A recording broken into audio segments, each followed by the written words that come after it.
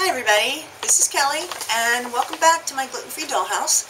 And today my brother's joining me here for another tool or DIY. This is a DIY. This is more of a DIY type of a deal than a tool. DIY. Yeah, do it yourself. Yeah. Right. DIY. Yeah. Anyway, I'm not able to speak, apparently. So I will let him talk. Anyway, what we're going to go over is actually doing wood filler today. Right. My sister's in the process of redoing all of her cabinets. Mm-hmm. You know, doing the paint stripper, getting them all cleaned up and going to repaint them and stuff. And these are, 100-odd-year-old, 120-year-old cabinets and things like on some of these. So she's just wanting to make sure everything is perfect. So on any imperfections on the cabinets, using wood filler to get rid of them. And that's what we're just going to demonstrate here on how to use it. This right here is just a natural interior color. This is Elmer's wood filler. Got it, I think, Home Depot. But you can pick it up anywhere that you get hardware supplies at, especially woodworking stuff. Yeah. Also, actually, I think I might have picked this up at Walmart. Yeah. But one thing, if you're using this for cabinets, for anything that you want to paint, they have different kinds. Yeah. And this is a paintable one. Mm-hmm. And make sure it's paintable and sandable. Yeah. Because they have, I don't even know how many different kinds of filler and spackle and. Right. And it comes in different wood colors, so you can match the wood you're using. That way you don't have to worry about it bleeding through the paint or things like that, having either a light spot or a dark spot that comes through underneath the paint. Right. Yep. So we're going to go ahead and start, and here is a chip in the paint right here. This is what we're going to fill, and and just show you how it's done. It's very easy, and show them what mistakes that I have made. Sometimes when you put it on, if you put it on there and you keep working it, it'll start rolling up and peeling up. Yeah. You don't want to do that. You want to put it on there, basically just do one swipe with it, and then you're done. And then you let it dry, you sand it down, and if you need to add more, at that point in time you go back in and add more. If you've got like air bubbles or something like that, or there's a little bit of a dip or something, well, after you sand it, and you need to add more, add more. Which is what I did with this cabinet. Which is what she did with this cabinet. And we'll go over, because she's got like a spot here. Mm-hmm. And so, when we get done filling this one, we'll go ahead and sand this off, and you're going to see what it's like. Yeah. So when the first time, go ahead. Mm-hmm. Because he explained to me how to do it, and so I was out here alone, me and my cabinet doors, and he said, just do this. Okay. So if you've been following along on the journey, he's been doing this a lot longer. Okay, watch. Okay, so just go ahead and just squeeze it out, put it on there, and get a little bit more here. Put it on there, and let's see. There's a little bit of a gap there. I'm just going to come in and see, now you can see that now I'm working it too much and it's starting to roll up. Right. So now what we're going to do is, now at this point in time, since that is working it too much, we'll let it dry, sand it smooth, and I can already see there's a little bit of a dip right here. So we'll sand it smooth after it dries, and then we'll put on another coat. Yeah, I called him in a panic because I was wanting to make sure that everything was perfect, of course, because I'm a maniac. And I was like, I have tried every single thing, I'm trying to do it and fix it, and I did it with my fingers, which you can use your fingers too. Yep.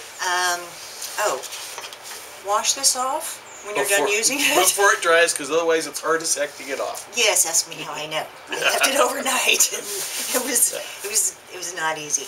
But yeah, so I called him. It's like, oh my gosh, I'm doing this wrong, and like I'm breaking it, and so my brother has the patience of Job through this process. I'm breaking it. And Yep. anyway, so this cabinet is one that I already stripped. Yep. I already did the sanding of it. I cleaned off of the edges. And so what I did was I found some little pockets, and you can see. And and like on this one, you can see like here's a couple of places where she's already filled and sanded them down smooth, but had an air bubble in one piece here. Again, it's no big deal. Just put a little bit more over that, fill in the air bubble, and then you sand it down smooth again, and you're good to go. And so that's what we're going to do right now. So we're going to just sand it smooth. Got a little sanding block here. And for a sanding block, you want to go with the grain. Oh, wow. And that's it. We're done. Oh. And it just goes like that. It just is that smooth. Granted, and this is one that we added the filler, right. I did. She did the filler. I did it all by myself. About 15-20 minutes ago. Yeah. And it just boom, and now this one's done. This one's ready for priming. That was the only dent, but we just wanted to show you how easy this stuff was to sand back off. Doesn't take a lot of pressure, just nice and smooth. Just nice smooth strokes, done. And now it's just nice and smooth, super smooth. And you can see some of the people who had lived here before had used some also. But some of the green pieces and stuff up here where it's smooth, but it's green. And so whether that was either previous paint that's filling in a low spot or if that was actually some filler, not really sure, but it did the job to fill in a low spot. Right. So it's good to go. So in this, because it's thicker, you said it takes like 15-20 minutes, right? Right. So this one is going to take longer to dry because it was a little bit thicker right there. Okay. And but yeah, so the same thing is going to happen on that one. On this one, once it's dry, sand it off, and then top off the low spots. Let it dry, sand it off. I figure one more coat, now it'll be done. And then that big chip that was out of there will be completely taken care of. We'll go ahead and be able to prime it and paint it. You'll never know that chip was there. It's so exciting. Yeah. It's so exciting. Yeah, and once it gets done, these cabinets are just going to look perfect. You're not going to see any dimples or creaks or cracks in them. She's doing a really good job. So, yeah, and just a little bit of time and effort to get used to what you're doing. And there's not a whole lot to use in wood filler. And not only does it come in tubes, you can also get it in cans, things like that. The tubes are really easy to use, as you saw. So. Oh, something else that I like to mention is I tried various methods of stripping the paint, not just the Jasco, the hardcore stuff, but I tried spraying and I tried using a heat gun, and I'll explain how to use a heat gun at another time. But I ended up gouging the wood, and because you get better with practice. That's it. And so I thought, of course, that my cabinets were ruined and what was going to do. And my brother just kind of smiled at me. He says, that's what wood filler's for. Yeah, exactly. And so I want to reassure you that this, I wish that you could feel this, because this is just silky smooth.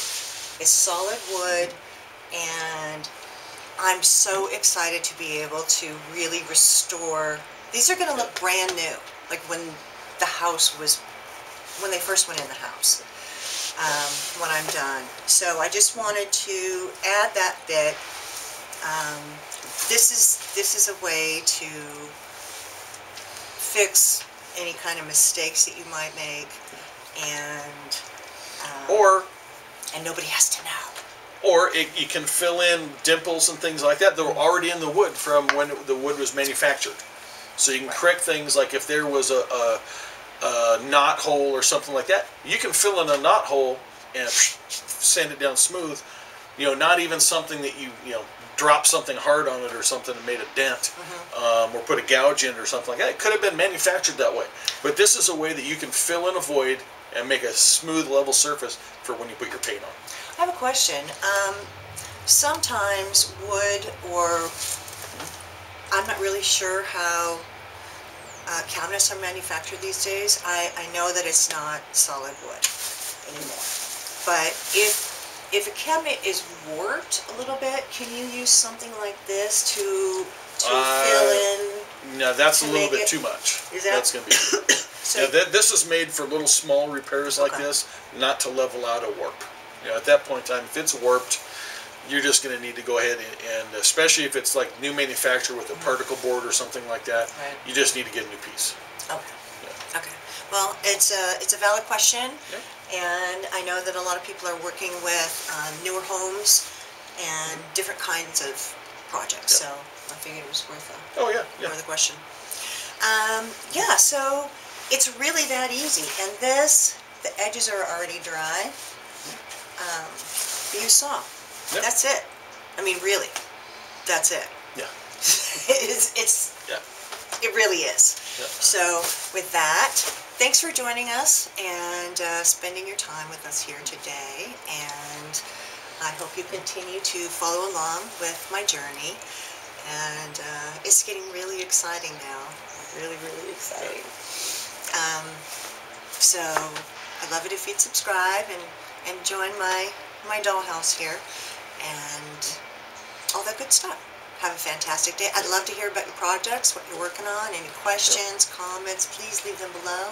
My brother's more than happy to answer any kind of... like, comment, subscribe, and any suggestions you have for new tools, different woodworking techniques, things like that, something you want to see us do, go ahead and drop a comment in there and request something like that. We'll try to get to it as soon as we can.